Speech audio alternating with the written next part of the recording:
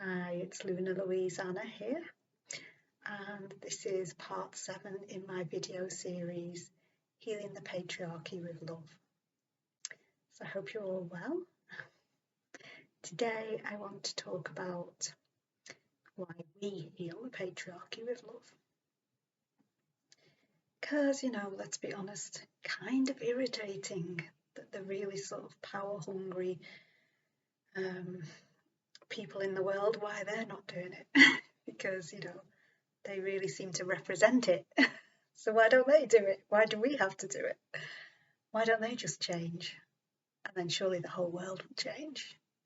If we could just get rid of those people in power, it'd all be okay. And the thing is, it actually wouldn't, because it comes down to all of us. And I'll talk about that in a minute, but I actually want to take a moment to give thanks to the people that are kind of like at the top of the power ladder.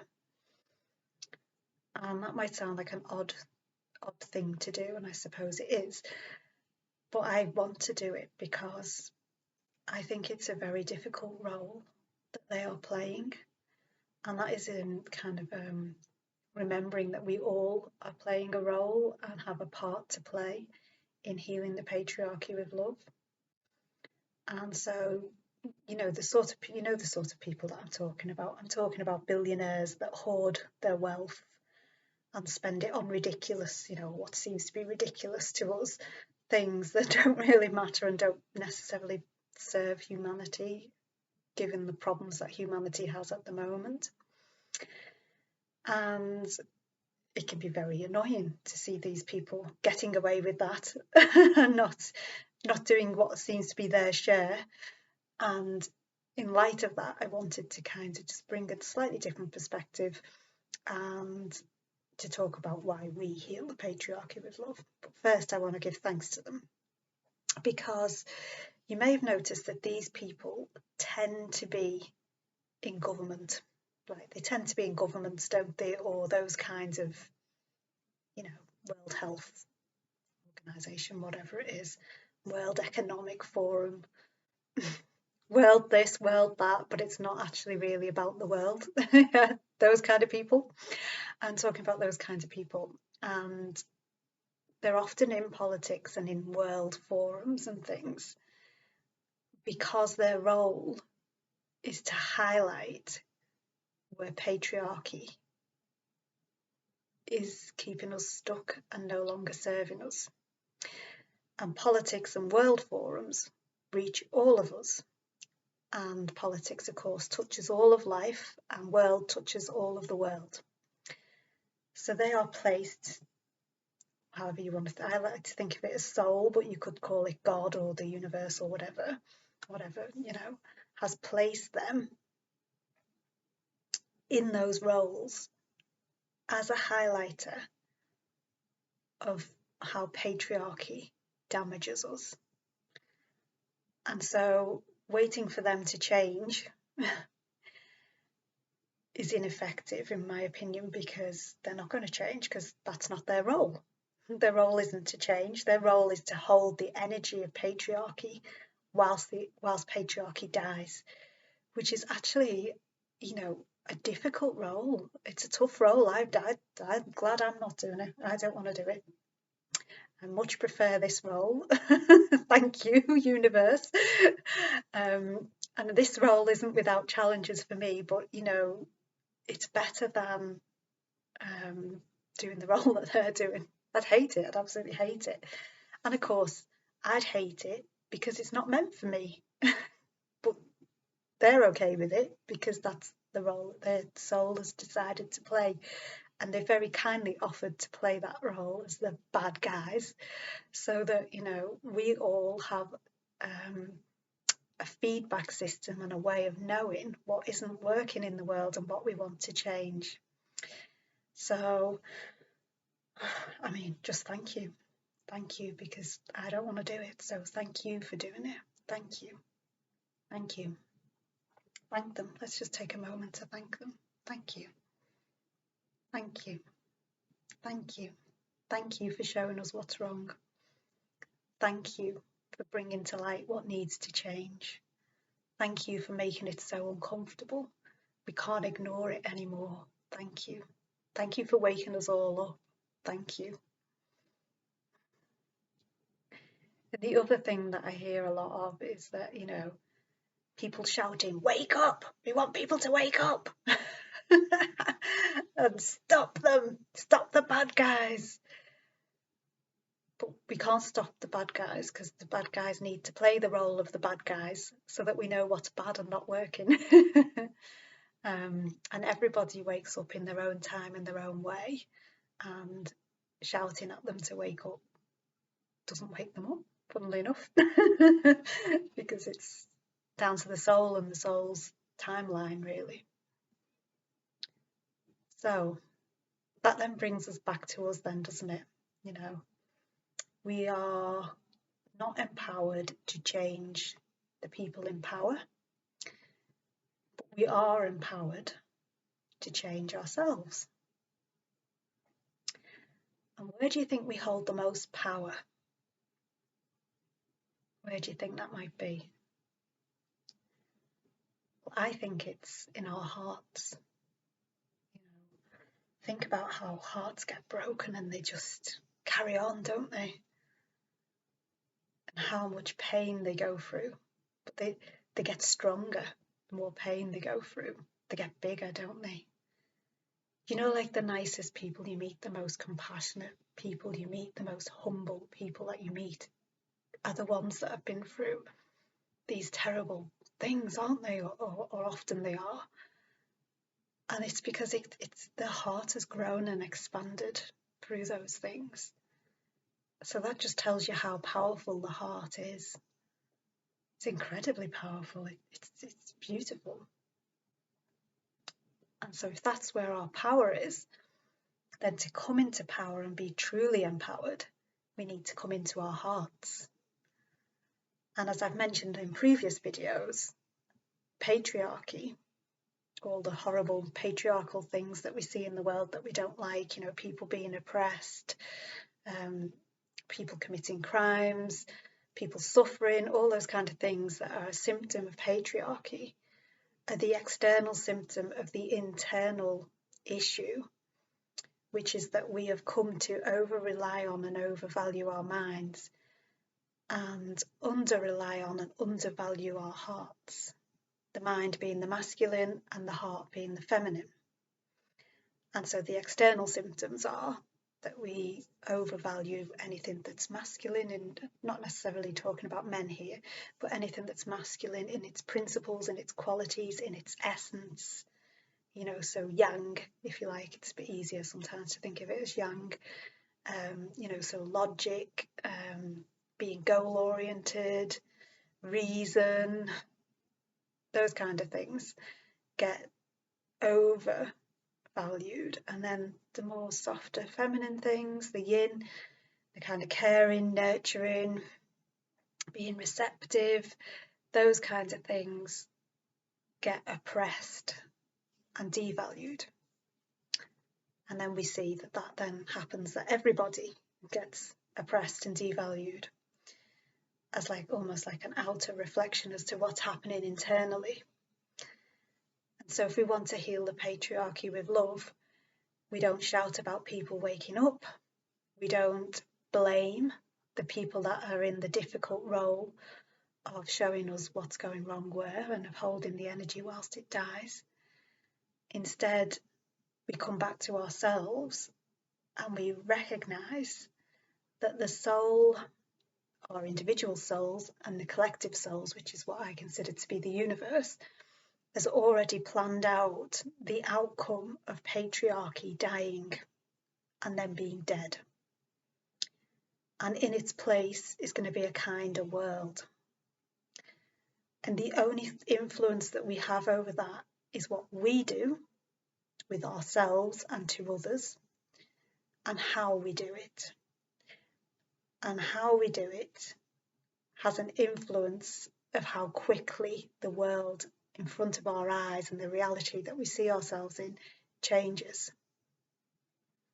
and we have like a ripple effect. So the kinder we are to ourselves, the kinder we are to the people in our reality, that starts to kind of expand and flow out. It gets amplified. So if we want a kinder world that doesn't have this sort of what comes from being over-reliant and overvaluing our mind, which is basically suffering is the word for it, but it's all the belief systems, the cultures, the structures, the systems we see that are cruel or are meant to help people but actually hinder them, those kinds of things. All of those things that come from patriarchy, we can affect the change of those by being kind to ourselves and kind to others, because it has that amplifying effect.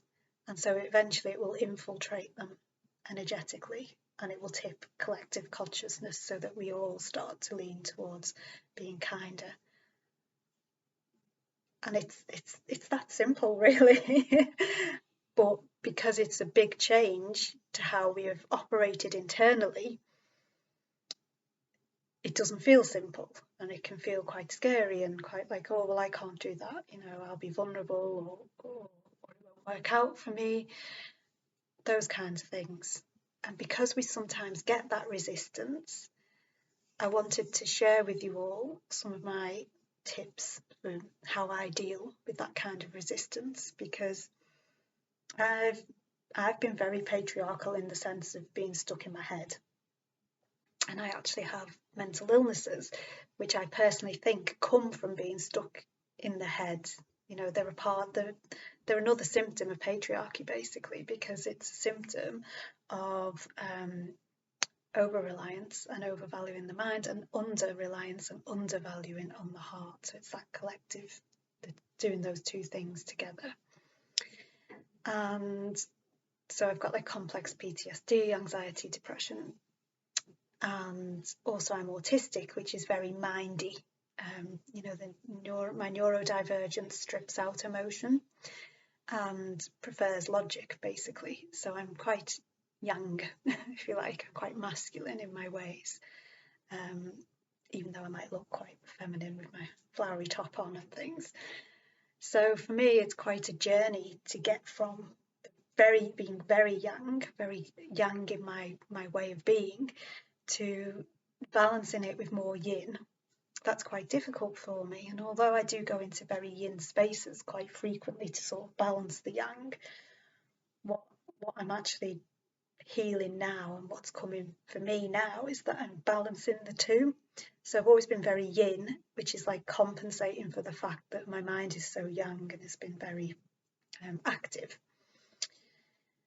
So I know what happens on the journey of healing the patriarchy with love. So I know what happens when you start to come more into your heart and try and trust your heart more, allow it to stay open more, listen to it more, allow it to be a guide more.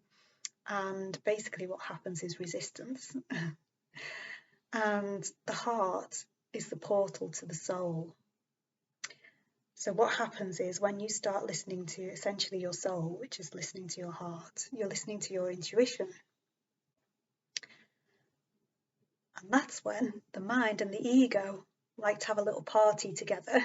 They have a very naughty party together, and they go, oh, she doesn't listen to us anymore. She doesn't want us anymore. She's not interested in us anymore. She's only listening to her heart and soul. And so then they kick up a fuss so that you will listen to them. Yeah. And they're very, very clever at it. So, for example, your ego can mimic the voice of your soul and the voice of your heart. And so one of the first things that is good to have is the awareness about the fact that can happen. And also the awareness of what the voice of the heart and soul is like compared to the voice of the ego and the mind. And basically the ego and the mind tend to be quite pushy. They're quite a harsh voice compared to, in comparison to the voice of the heart.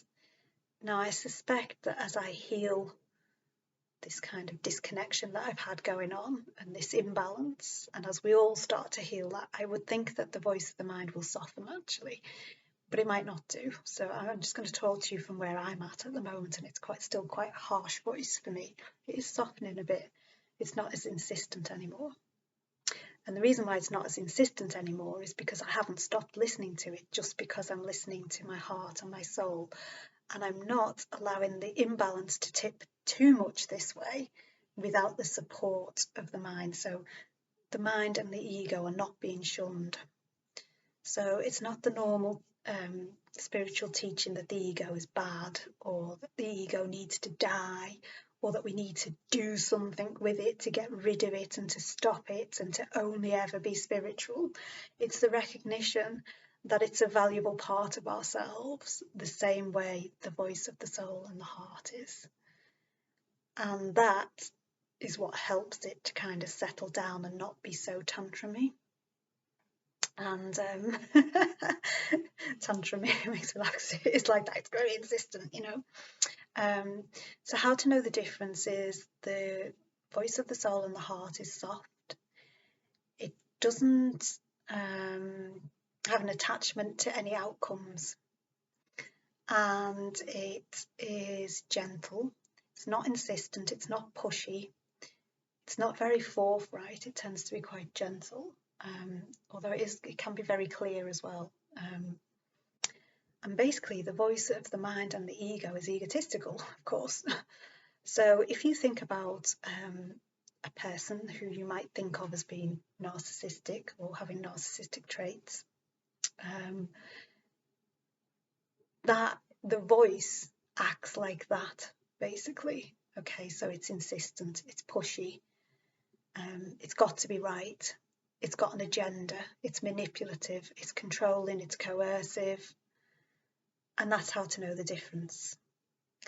So when you spot the kind of egotistical ego shenanigans that are going on, and the mind maybe giving resistance, maybe giving you good reasons not to listen to your heart, maybe putting lots of fears in your way, that kind of thing happens, then a good way to deal with it is to say to it, as it comes up, welcome back home to the light. And the reason why I say this, and I think the reason why it works, is because whenever the ego and all the thoughts are negative and they're trying to get your attention, they've already been brought to the light. Hence, you can see them. You wouldn't know they were there. You wouldn't have the awareness of them if they were still hiding in the dark. So whilst they're in the light, you just acknowledging what's already happening. So you say, welcome back home to the light. And in doing that, you're not shunning them, which makes them worse. You're not asking them to die, it's not helpful, because you actually need them. You're not ignoring them. You're not just getting rid. You're just declaring and acknowledging the process that's already happening. So you say, welcome back home to the light. Welcome back home to the light. And it's usually quite a quick dissolving of it, but you might get another one starts up quite quickly afterwards, and you just say, welcome back home to the light. Now, that doesn't mean that you ignore them and then your job's done and got rid of them, because that isn't very kind to yourself, and it's a part of yourself. And we're all about being kind to ourselves because it's heart opening, and we want our hearts open as part of healing the patriarchy with love. So what we then do is think about what the thought was, and whether it's maybe pointing out a need that we've got, or a fear that we've got, or a part of us that is excuse me, wanting to be loved, a part of us that needs to be recognized, a part of us that needs to be spoken to, soothed and comforted and reassured. And once you know that, you can do that. And if you're unsure how to do that, you might want to go on, if you're watching this on my YouTube, you can just go to my Healing the Patriarchy with Love playlist, and you can find a video there about being the outer adult to the inner child. And I have a technique in that video towards the end that actually helps you to deal with comforting and soothing yourself if you don't know how to do it, or if it terrifies you, which it certainly used to terrify me. So if you're new to it, you might want to check that one out. If you're watching this on Facebook or somewhere else, you might want to go to my YouTube channel, which is Luna Louise Anna, and go to the Healing the Patriarchy with Love playlist. And as I said, it's the Becoming or Being the Outer Adult to the Inner Child video. And it's just a little tip on there on how to deal with it. Okay, so it's like learning to soothe and comfort yourself, learning to listen to all parts of yourself, learning to accept all parts of yourself, and learning the value of each one. So the ego has value, as do your, negative thoughts, because they're just directing you to what needs to be loved. So if you think about that, it's actually nice. It's like a signposting. And so I don't now say to myself, oh, my ego's bad, I want it to go, it can't be part of this or anything like that. Instead, I listen to it, and actually can be quite insightful. I mean, it's obviously not the same as the soul, but you do get insights into yourself from it that are valuable and that help as little markers on the path as to what needs to be done when. Many years ago, I did a video about ego, where I talked about it being the shadow of the soul, because it just really directs you for the next part of you that is to awaken. Yeah, the next bit of you that awakes, because everything awakes through love. So it's just the next part of you that needs to be loved and will therefore wake up. Okay, so just imagine if we all treat ourselves like that, what then comes of that? Well, once you start treating yourself with that kind of kindness, you will then be able to give it to other people, because you can't give a person more than what you're giving yourself. I know we often think we overgive to other people, but we can only give at the standard that we give to ourselves. So if you're very, very kind to yourself and considerate, and you're, deeply listening to yourself and loving yourself, then that will become the standard by which you treat other people. But it will also become the standard by which you allow people to treat you. And if people don't meet that standard, you are probably going to be having difficult conversations about asking people to leave your life, or maybe even just letting them fall away, whatever feels like the most kind and loving way of dealing with things. And the more of us that do that, the more that spreads out, because, if I meet somebody and I can give them the same standard of care and love that I give to myself, then when they go and meet somebody, they will be in a better position themselves, more healed, more loved, more calm, to do the same. And then that person that they've met will do the same. And can you see how it just amplifies and multiplies? Hopefully not multi-flies, but multiplies out into the world. So it's just flying out into the world. And that's how we affect change in the world. Very simply, very easily, and it just begins with us. How beautiful is that? Because that means it's all within our power and our control.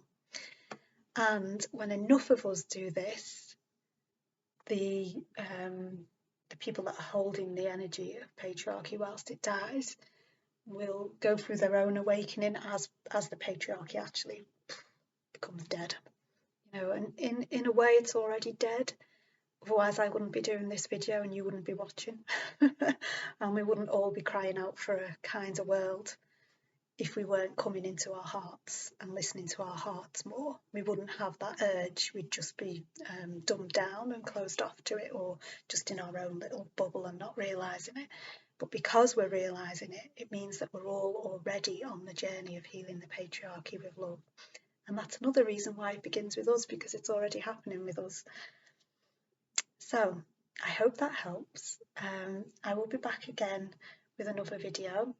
As always, I do them intuitively because I'm listening to my heart. So I don't know what the topic will be. If you have any questions or anything you would like me to cover, please do let me know.